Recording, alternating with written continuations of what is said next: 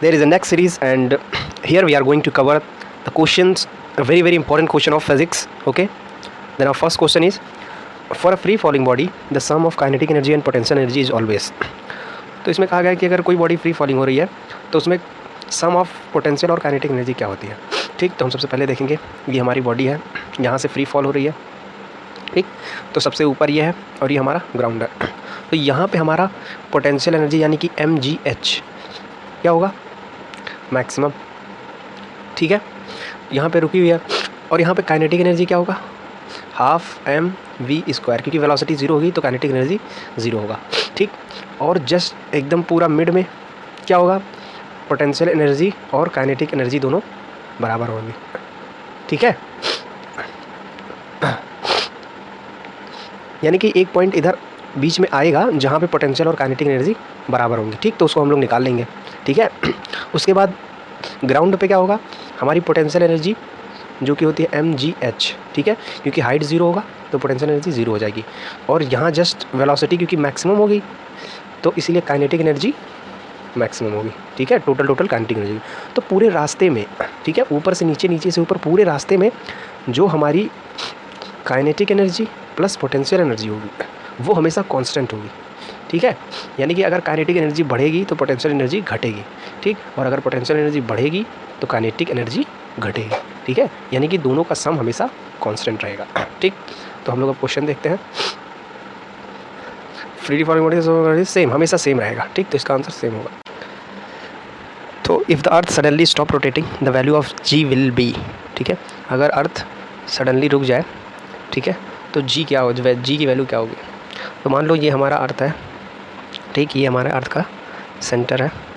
ठीक है, अब क्या होगा, ये रोटेट करता है. ठीक, तो सबसे पहली बात जो mg होता है, g होता है ग्रेविटी, वो इधर ही लगता है.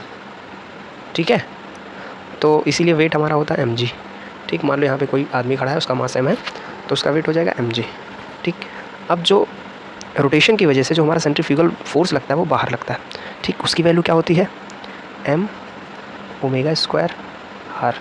ठीक है, यानी कि जो हमारा सेंट्रीफ्यूगल फोर्स होता है वो वेट को यानी कि जी को कम करता है. ठीक है, अगर पृथ्वी जो है, धरती है, अगर वो रोटेट करना बंद कर दे तो ये हमारा ज़ीरो हो जाएगा. ठीक, और तो ये हमारा क्या हो जाएगा, बहुत ज़्यादा बढ़ जाएगा. ठीक है, हाई हो जाएगा. यानी कि तो अगर वेट इंक्रीज हो जाएगा मतलब कि जी बढ़ा, मास तो वही रहेगा, तो वेट बढ़ा. देखो वेट है, वेट W/mg. ठीक, तो वेट बढ़ रहा है लेकिन मास कांस्टेंट है आदमी का, तो क्या बढ़ेगा, जी बढ़ेगा. ठीक, तो यानी कि हमारा जो जी होगा वो इंक्रीज होगा. ठीक है, विच of the following is the unit of surface tension. ठीक, तो सरफेस टेंशन का पहले फॉर्मूला बताओ क्या होता है सरफेस टेंशन का. तो हमारा जो सरफेस टेंशन होता है, ठीक, गामा, ठीक है, वो होता है half into force per unit length. ठीक है, तो फोर्स का यूनिट क्या होता है, न्यूटन, और लेंथ का मीटर, यानी कि न्यूटन पर मीटर. तो मीटर स्क्वायर है, ये भी गलत है, ये भी गलत है, ये भी गलत है. तो इसमें होगा ऑप्शन नॉन ऑफ दिस, क्योंकि न्यूटन पर मीटर कोई ऑप्शन दिया नहीं है. ठीक, उसके बाद light year is a unit of. तो लाइट ईयर, अच्छा नाम में हम कैसे समझ आ रहा है कि लाइट ईयर क्या है.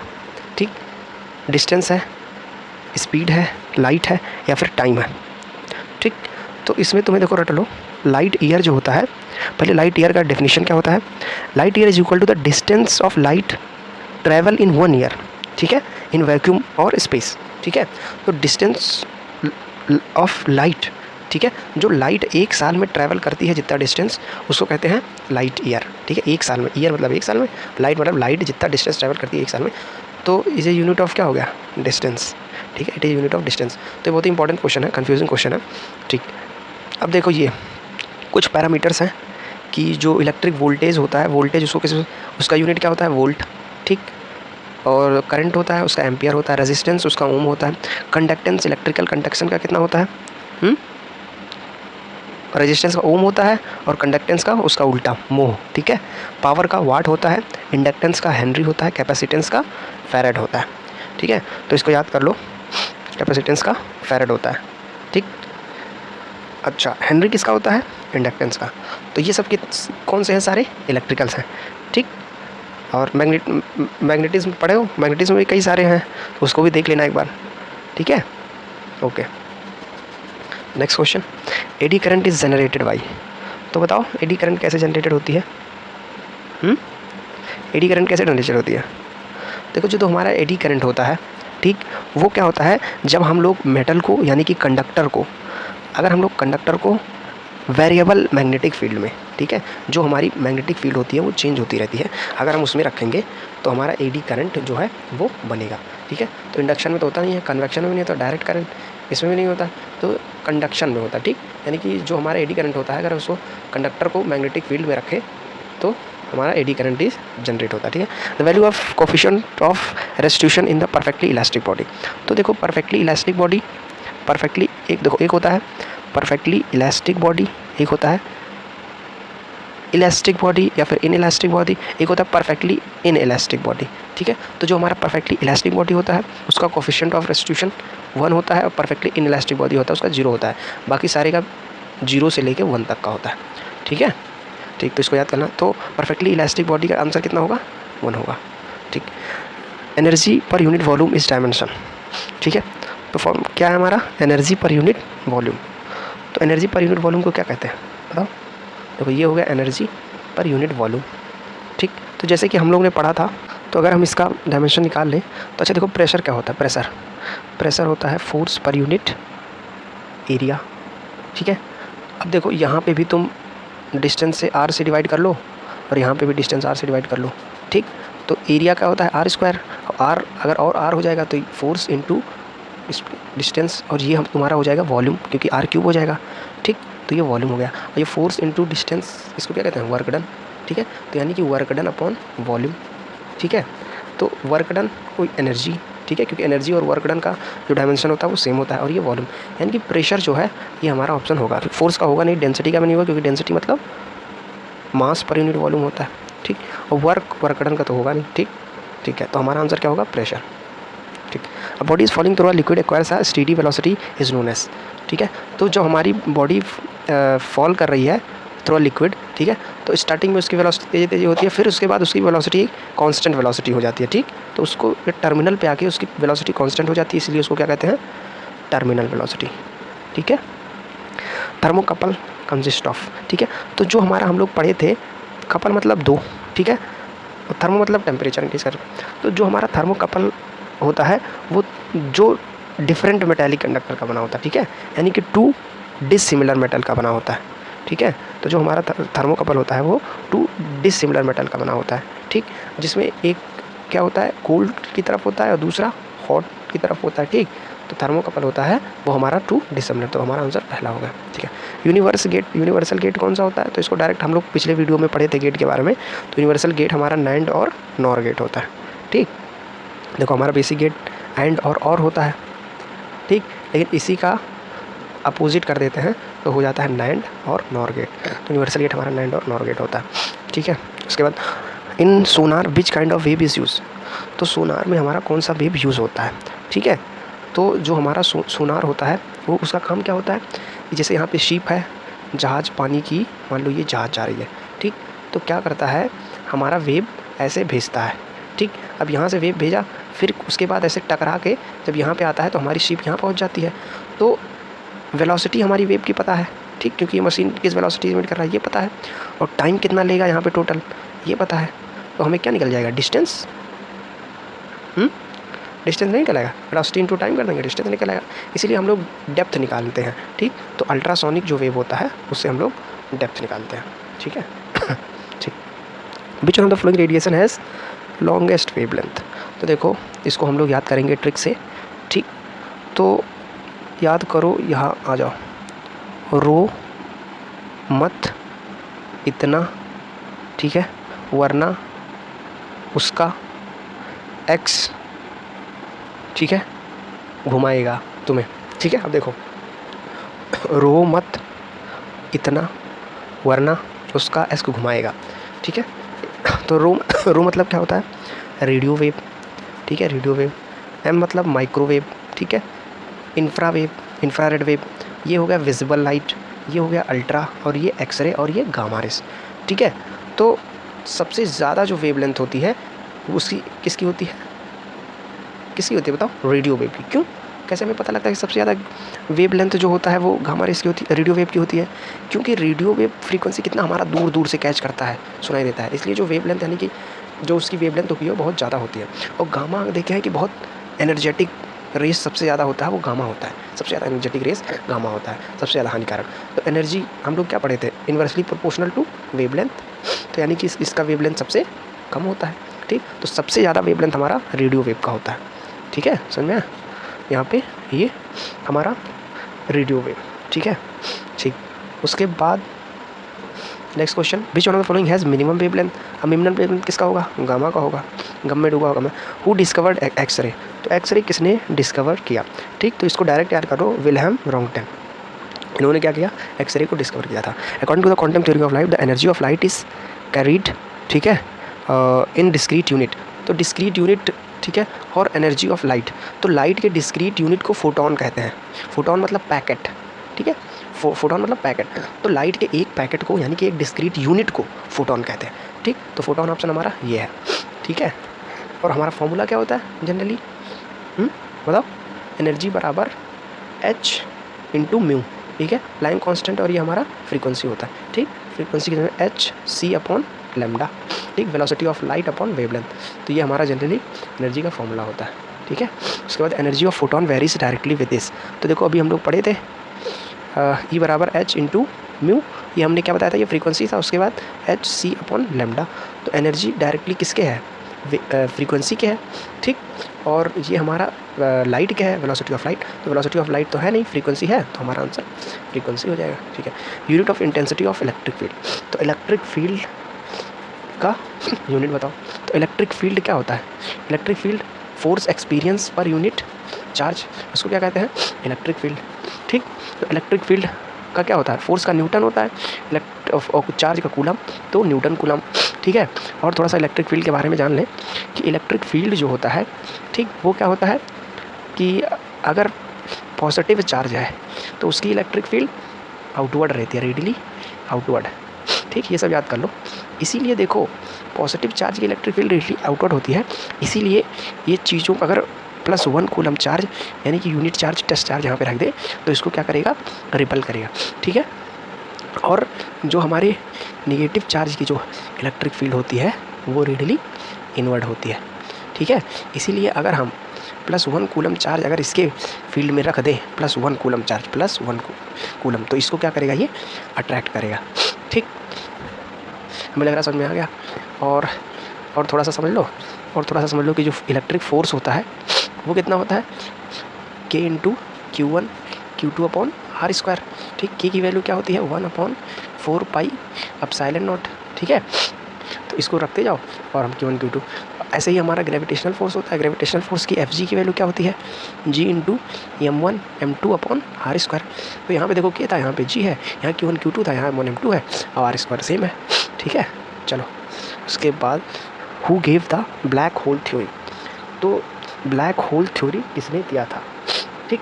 तो जो हमारे ब्लैक होल थ्योरी था वो भाई साहब स्टीफन हॉकिंग के बारे में हम लोग सुने थे कि उनकी जो पूरी बॉडी है वो पैरालाइज हो गई थी, उनकी पूरी बॉडी में पैरालिसिस हो गया था, तब भी वो हार नहीं माने, ठीक है। बल्कि उनकी जो वाइफ थी उन्होंने भी उनको ड्रॉप कर दिया, ठीक। फिर भी वो हार नहीं माने, उन्होंने काफ़ी सारी अपनी स्टडीज़ बाद में भी कंटिन्यू रखी। चलो ठीक है। What is the gravity of moon as compare to the earth? तो देखो इसको हम लोग पढ़े थे, what is the gravity of moon as compare to the earth, ठीक। तो इसको हम लोग देखो, जो हमारा अर्थ होता है, ठीक, वो थोड़ा सा बड़ा होता है, ठीक। लेकिन जो मून होता है, मून उसका जो मास होता है वो अर्थ से कम होता है, उसकी जो डेंसिटी होती है वो अर्थ से लगभग 60% कम होती है, ठीक है। इसीलिए जो ग्रेविटी होगा वो भी कम ही होगा, ठीक। तो 1/6 होती है अर्थ का, ठीक है, यानी कि G/6 ये हमारी होती है ग्रेविटी द मून, ठीक है। तो ये कम होती है, काफ़ी कम होती है, इसलिए मून पे क्या करते हैं लोग, सही से चल नहीं पाते, बहुत हल्कापन महसूस करते हैं, क्योंकि वहाँ पे ग्रेविटी G/6 है, मतलब 9.8। सुनो तो देखो पहले 9.8 का 6, देखो ये लगभग अगर इसको देखा जाए, ठीक, तो 2 से भी देखो कम ही है, ठीक है, ठीक। 1.5 के करीब में है, यानी कि काफ़ी कम है। चलो ठीक है, एक मिनट। तो हमारा नेक्स्ट क्वेश्चन है, who is known as the father of quantum theory. ठीक है, क्वांटम थ्योरी फादर किसको कहते हैं? तो ये जो हमारे मैक्स प्लैंक हैं, ठीक है, प्लैंक, इनको क्वांटम थ्योरी कहते हैं। ठीक है, इसे प्लैंक कांस्टेंट दिया था उसी में ही क्वांटम थ्योरी में। ठीक है, अब चलो आगे क्वेश्चन देखे थे, which one is not part of Kepler's law. ठीक, तो केपलर्स लॉ का पार्ट कौन सा नहीं है ये हमें बताना है। ठीक, तो केपलर्स लॉ का पार्ट कौन सा नहीं है? देखो केपलर्स लॉ जब पढ़ोगे तुम तो डीपली, देखो मैं डीपली पढ़ाऊंगा नहीं, लेकिन इसमें लॉ ऑफ ऑर्बिट होता है, लॉ ऑफ एरिया होता है, लॉ ऑफ पीरियड होता है। ठीक, लेकिन लॉ ऑफ कोई स्पीड नहीं होता। ठीक है, इसलिए हमारा आंसर कौन सा हो जाएगा? Law of speed. ठीक है, ये हमारे केपलर्स लॉ का पार्ट नहीं है। ठीक, उसके बाद ultrasound device operate with the minimum frequency of. ठीक है, अब देखो हमें फ्रीक्वेंसी भी याद करनी है अल्ट्रासाउंड। तो देखो जो हमारा ऑडिबल लिमिट होता है, ठीक है, ऑडिबल लिमिट होता है जो हमारा, उसके ऊपर ही हमारा जो अल्ट्रासाउंड होता है, अल्ट्रासाउंड डिवाइस होता है, उसके ऊपर ही ऑपरेट होता है। ठीक, तो ऑपरेट द मिनिमम फ्रीक्वेंसी, तो जो हमारा ऑडिबल लिमिट होता है वो मैक्सिमम वो हमारा 20 किलो हर्ट्ज होता है। ठीक, तो यहाँ से वो शुरू होता है अल्ट्रासाउंड। ठीक, तो अल्ट्रासाउंड डिवाइस 20 किलो हर्ट्ज से ज़्यादा होता है क्योंकि उसका मिनिमम पूछा है, तो 20 किलो हर्ट्ज से वो जाता है तुम्हारा गीगा हर्ट्ज तक। ठीक है, गीगा हर्ट्ज तक जाता है। ठीक, तो इसका आंसर क्या होगा? मिनिमम पूछा है, मिनिमम पूछा है तो इसका आंसर क्या होगा बताओ? 20 हर्ट्ज। ठीक है, ठीक, नेक्स्ट क्वेश्चन, ऐसा unit of measuring of work and energy. तो वर्क जूल में होता है, वही चीज़ एनर्जी का होता है जूल में। ठीक, तो हमारा आंसर जूल हो जाएगा। Charles law is based on, चलो तो हम लोग सब देखेंगे। ठीक, बॉयल्स लॉ, चार्ल्स लॉ, जितने भी लॉ होते हैं अब वो हम लोग सब देखेंगे। तो देखो सबसे पहले हमारा होता है Boyle's law, B O Y L S. देखो बॉयल्स लॉ वो बॉयल वाला बॉयल्स लॉ नहीं है। ठीक, ये हो गया बॉयल्स लॉ। दूसरा होगा सी एच, एक मिनट। तो पहला हो गया बॉयल्स लॉ, ऐसा लग रहा है कि बॉयल करने वाली चीज़ है। ठीक, दूसरा हो गया हमारा CHARLS, चार्ल्स लॉ। ठीक है, और हमारा गे-लुसैक लॉ। ठीक है, गे-लुसैक लॉ। ठीक, उसके बाद एवोगाड्रो लॉ, एवोगाड्रो लॉ। पढ़ लेना, ये सब बहुत इंपॉर्टेंट है क्योंकि क्वेश्चन एक बार आ ही जाते हैं इन सब में। ठीक है, हाँ चलो, तो जो हमारा बॉयल्स लॉ होता है, लगता है ऐसे बॉयल करने वाला चीज़ है, तो ये कांस्टेंट टेम्परेचर पे बेस होता है। तो हम लोग क्या पढ़े हैं? हम लोग जीवन में अपने पढ़े थे PV बराबर nRT। ठीक है, मतलब प्रेशर इंटू वॉल्यूम बराबर moles into R gas constant into temperature. तो अगर हमारा टेम्परेचर कांस्टेंट होगा, ठीक, तो ये दोनों तो ऑलरेडी कांस्टेंट है, तो इसमें क्या हो जाएगा? P inversely proportional to B। भाई साहब चार्ल्स लॉ में, ठीक, चप्पल, ठीक है, तो चार्ल्स लॉ में हमारा जो प्रेस करने वाला चीज़ होता है, ठीक, वो हमारा प्रेस यानी कि प्रेशर कांस्टेंट हो जाता है। ठीक है, जैसे कि आइसोबैरिक प्रेस में प्रेशर कांस्टेंट हो जाता है, वैसे चार्ल्स में चप्पल प्रेशर कांस्टेंट हो जाता है। तो इसमें अगर प्रेशर कांस्टेंट कर दो तो B डायरेक्टली प्रोपोर्शनल टू क्या हो जाएगा? टेम्परेचर। ठीक है, यानी कि जितना टेम्परेचर वॉल्यूम बढ़ेगा उतना टेम्परेचर भी बढ़ेगा। गे-लुसैक लॉ, ठीक, गे-लुसैक लॉ, तो हमारा गे-लुसैक लॉ, गे-लुसैक में हमारा कांस्टेंट वॉल्यूम हो जाता है। ठीक है, तो वॉल्यूम अगर हमारा कांस्टेंट हो गया तो pressure directly proportional to the temperature, यानी कि अगर प्रेशर बढ़ेगा तो टेम्परेचर बढ़ेगा। एवोगाड्रो लॉ बहुत ही सिंपल होता है। ये क्या होता है कि इसका जो वॉल्यूम अपॉन मोल नंबर होता है वो कांस्टेंट होता है। ठीक है, तो हम सॉल्व करेंगे तो V1/N1 बराबर V2/N2, ये सब पूरा क्वेश्चन करके हम लोग सवाल कर लेंगे। तो चार्ल्स लॉ पाला चप्पल, ठीक, Charles law is based on, हो ये तो कितना सिंपल क्वेश्चन दे दिया। हम लोग गैस लॉ में सब कुछ पढ़े थे। ठीक, तो ये हमारा केवल यही दे दिया कि Charles law is based on gas, solid, liquid, gas. चलो गैस, चलो, an atom with more neutron than proton. ठीक है, मोर न्यूट्रॉन देन प्रोटॉन। अच्छा, जो हमारा एटम होता है, चलो देखो एटम को, एटम ये है हमारा, ये है एटम। ठीक, इसके पास न्यूट्रॉन होता है N+P, प्रोटॉन होता है। ठीक, और ये हमारा ऑर्बिट हो गया एटम का। इलेक्ट्रॉन भाई साहब क्या होते हैं? ऑर्बिट में रिवॉल्व करते हैं। इलेक्ट्रॉन भाई साहब ऑर्बिट में रिवॉल्व करते हैं। ऐसे ही फोर्स ऑफ अट्रैक्शन के द्वारा, क्योंकि न्यूट्रॉन का प्लस चार्ज है, उसी से ये लोग बंधे होते हैं भाई साहब। ठीक, तो ये रिवॉल्व करते हैं फोर्स ऑफ अट्रैक्शन की वजह से। अब जो हमारा जितना न्यूट्रॉन होता है उतना ही प्रोटॉन होता है। ठीक, उतना ही, अब देखो न्यूट्रॉन और प्रोटॉन, अब हमारा प्रोटॉन और इलेक्ट्रॉन हमेशा बराबर होते हैं, इसलिए जो हमारा एटम होता है वो इलेक्ट्रिकली न्यूट्रल होता है। ठीक, तो जो हमारा एटॉमिक नंबर होता है वो नंबर ऑफ प्रोटॉन और इलेक्ट्रॉन कह सकते हो। ठीक है, नंबर ऑफ प्रोटॉन कह सकते हो। ठीक, क्योंकि इलेक्ट्रॉन का होता है। और जो हमारा मास नंबर होता है वो, ठीक है, तो एटॉमिक नंबर क्या होता है? Number of proton. अब हमारा जो मास नंबर होता है वो क्या होता है, number of neutron plus proton. तो न्यूट्रॉन को देखो, अब अगर तुम एक चीज़ पढ़े होगे हाइड्रोजन, ठीक, ड्यूटेरियम और ट्राइटियम, तो हाइड्रोजन में क्या होता है बताओ, कोई बताओ भाई। हाइड्रोजन में एक होता है हमारा प्रोटॉन, एक न्यूट्रॉन और एक इलेक्ट्रॉन, ठीक, ठीक है। तो न्यूट्रॉन इसमें नहीं होता हाइड्रोजन में, ठीक। तो एक हमारा इलेक्ट्रॉन होता है, ठीक, और एक प्रोटॉन, ठीक है। तो इसके पास न्यूट्रॉन नहीं होते, इस तो एक ही प्रोटॉन होता है, ठीक। तो इसके पास इसका मास नंबर भी एक ही होता है, ठीक, बन जा भाई एक। उसके बाद अगर हम लोग ड्यूटेरियम देखे जाएँ तो देखो उसमें भी जो इलेक्ट्रॉन होता है वो एक ही होता है, इसीलिए एक ही प्रोटॉन होता है, ठीक। इसलिए जो हमारा एटॉमिक नंबर होता है वो एक होता है, ठीक है। रुक जाओ, एक होता है। लेकिन ड्यूटेरियम में हमारा प्रोटॉन के साथ साथ एक न्यूट्रॉन भी आ जाता है, ठीक। तो एक प्रोटॉन प्लस एक न्यूट्रॉन तो 2 हो गया टोटल, तो इसलिए हमारा जो ड्यूटेरियम का मास नंबर होता है 2 हो जाता है। ट्राइटियम का देखो एक ही इलेक्ट्रॉन होता है, ठीक, एक ही प्रोटॉन होता है, इसलिए एक ही प्रोटॉन होता है, इसलिए उसका एटॉमिक नंबर एक ही होगा। तो देखो तीनों का जो एटॉमिक नंबर होता है वो एक एक होता है, क्योंकि सब में एक ही प्रोटॉन होते हैं, ठीक। लेकिन ट्राइटियम में हमारे एक प्रोटॉन प्लस 2 न्यूट्रॉन हो जाते हैं, ठीक, इसीलिए इसका जो मास नंबर होता है वो 3 हो जाता है, ठीक। अब ट्राइटियम नाम से ऐसा लगता है इसके पास 3 न्यूट्रॉन है, ठीक। तो इसको कन्फ्यूज़ मत होना, इसके पास 2 ही न्यूट्रॉन होते हैं, ठीक। उसके पास 1 न्यूट्रॉन होते हैं, और हाइड्रोजन के पास कोई न्यूट्रॉन नहीं होते। हाइड्रोजन एक पहला एलिमेंट है जिसके पास न्यूट्रॉन नहीं होते, ठीक है। तो more neutron, an atom with more neutron than proton, तो प्रोटॉन से ज़्यादा अगर न्यूट्रॉन हो तो उसको आइसोटोप्स कहेंगे, ठीक है। अच्छा, देख लो आइसोटोप्स और आइसोबार्स में डिफरेंस क्या होता है, ठीक है। तो देखो जो तुम्हारा आइसो, सबसे पहले हम आइसो भार देखेंगे, तो इसमें लिखा है आइसो भार, आइसो भार, आइसो मतलब समान, भार मतलब वेट, मतलब जिसका जो वेट होता है, ठीक है, एटॉमिक वेट होता है वो अगर सेम होता है तो उसको कहते हैं हम लोग आइसो भार, ठीक है, आइसो बार। आइसो टोप्स, तो जब इसका एटॉमिक नंबर जो होता है, ठीक, नंबर ये सेम होता है, आइसो मतलब सेम, ठीक है, और नंबर इसका उल्टा कर लो, भार का उल्टा कर लो तो नंबर सेम हो जाता है। तो हम लोग आइसोटोप्स पढ़े थे, एटॉमिक नंबर हाइड्रोजन, ड्यूटेरियम और ट्राइटियम, तो इसका देखो एटॉमिक नंबर एक ही था, तो इसका एटॉमिक नंबर सेम है, इसलिए इसको आइसोटोप्स कहते हैं। लेकिन इसका एटॉमिक जो मास होता है वो डिफरेंट होता है, 1, 2 और 3 होता है, ठीक। लेकिन हम लोग देखेंगे अभी एग्जांपल करके कि जो हमारा आर्गन होता है भाई साहब, और पोटेशियम होता है और कैल्शियम होता है, ठीक।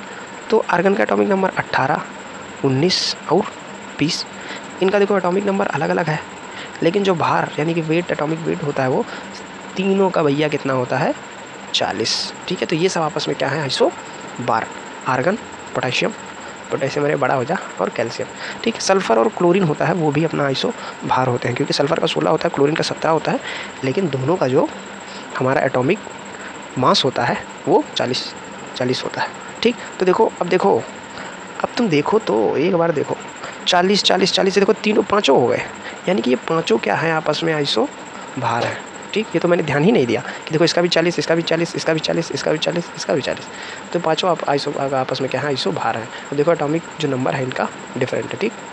अब ये तो समझ में आ गया था, तो इसका आंसर हमारा क्या होगा, न्यूट्रॉन अलग है तो आइसोटोप्स होगा, ठीक। When all the forces and torques are balanced in the mechanical body, it is said to be, भैया सब कुछ बैलेंस है तो चीज़ें इक्विलिब्रियम में होगी, ठीक। सिंपल सा question. If the distance between the sun and earth become the double then the gravitational force का फार्मूला बताओ। G बराबर m, फोर्स एफ जी बराबर, सुनो फिर से देखो, एफ जी बराबर G m1 m2 upon r square. अब इसमें देखो सन और अर्थ है, पहले भी सन और अर्थ है, बाद में भी सन और अर्थ, यानी कि ये कट गया, ये भी कांस्टेंट होगा। अब यानी कि F inversely proportional to the R, ठीक है, तो इसको हटाओ। अब F final upon F force initial, ठीक है। अब ये R initial, R square initial upon R final, क्योंकि इन्वर्सली प्रोपोर्शनल था ना, तो हमारा पहले क्या था, sun and earth become double, distance double कर दिया गया, ठीक है। तो हमारा ग्रेविटेशनल फोर्स क्या होगा, ठीक। तो मान लो अगर x था, एक्स स्क्वायर हो गया, तो और इसका हो गया डबल 2x स्क्वायर, तो 2x स्क्वायर का हो जाएगा 4x स्क्वायर हो जाएगा, तो ये एक्स स्क्वायर कटा, यानी कि जो हमारा फाइनल फोर्स होगा, तो देखो एफ फाइनल बराबर एफ इनिशियल बटा 4, यानी कि 1/4 हो जाएगा, ठीक। ऐसे ही हमें दिख रहा था कि F inversely proportional to the r square. तो अगर इसको तुम क्या करोगे, डबल कर दोगे तो इसका स्क्वायर यानी कि 4, तो फोर्स क्या हो जाएगा, 4 टाइम्स घट जाएगा, ऐसे ही दिख रहा था। ठीक है, चलो the tidal volume in the sea is mainly due to, ठीक है, तो टाइडल वॉल्यूम बताओ किसको, सी में किसकी वजह से होता है टाइडल वॉल्यूम। ठीक, तो देखो टाइडल वॉल्यूम अगर तुम देखे होगे, ठीक, तो टाइडल वेव से, सॉरी, तो टाइडल वेव, तभी हम कहें टाइडल वॉल्यूम क्या होता है। तो वेव जो हमारे समुद्र में निकलता है उसको कभी तुम लोग देखे हो, हैं, देखे हो तो कमेंट जरूर करना। समुद्र के तट पे कहीं गोवा हुआ गए हो तो ज़रूर बताना भाई साहब। तो हमारा टाइडल वेव होता है on the seas mainly due to. तो देखो जो हमारा टाइडल वेव होता है ये हमारा मान लो अर्थ हो गया, ठीक, इसके पास में थोड़ा सा मून होता है और बहुत दूर तुम्हारा सन होता है। ठीक, तो जो पृथ्वी पे जो समुद्र में टाइडल वेव आता है वो मून की भी वजह से आता है और सन की वजह से भी आता है।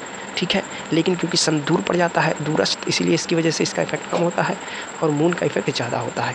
ठीक, इसीलिए आंसर हम लोग देखो अगर दोनों होगा तो दोनों देंगे। Gravitational effect of moon on earth, चलो ये भी ठीक है, ग्रेविटेशनल इफेक्ट ऑफ सन ये भी ठीक है। अगर दोनों यहाँ पे ऑप्शन दिया रहता है gravitational effect of moon and earth तो हम लोग दोनों लगाते हैं, लेकिन क्योंकि सबसे ज़्यादा मून का इफेक्ट है इसलिए हम लोग लगाएंगे gravitational effect of moon on the earth.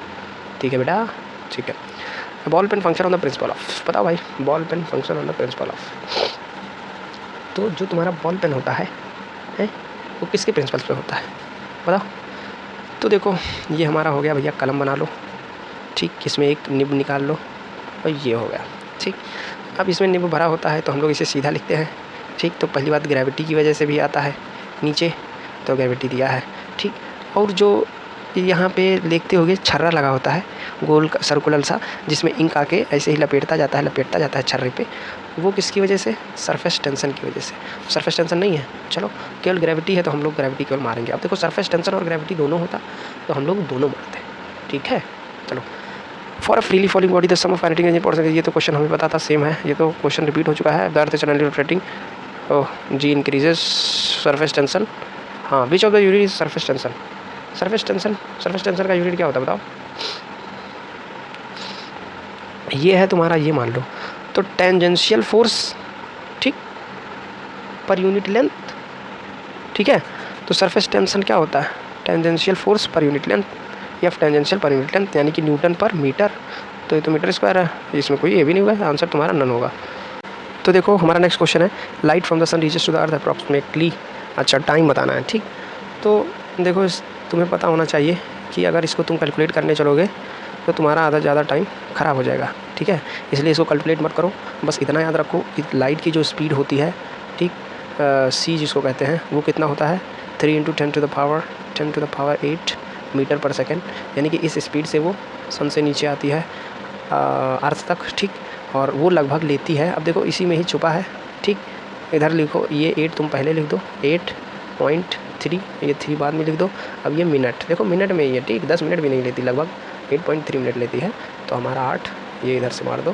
ठीक है, तो ऐसे याद करना ट्रिक से, कोई दिक्कत नहीं आगे। तो theory of relativity represented by, ये भी डायरेक्ट है, साइंटिस्ट का सवाल पूछा है कि थ्योरी ऑफ रिलेटिविटी किसने दिया था, तो रिलेटिविटी हमें लग रहा है सब लोग पता है, अल्बर्ट आइंस्टीन भाई साहब ने दिया था।